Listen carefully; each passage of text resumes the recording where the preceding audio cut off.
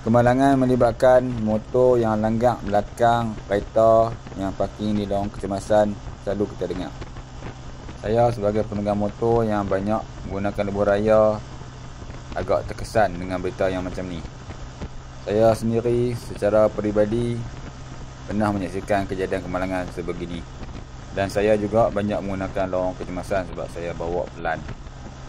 Pada video kali ini saya nak ajak kepada semua pemegang motor yang bawa motor laju di lebuh raya supaya potong menggunakan lorong kanan. Jadikan ia sebagai satu tabiat bila menunggang motor secara laju di lebuh raya. Biar yang tak berapa laju saja yang guna lorong kecemasan ni. Kalau nak guna juga lorong kecemasan tu, gunalah pada waktu keadaan yang betul-betul sesak.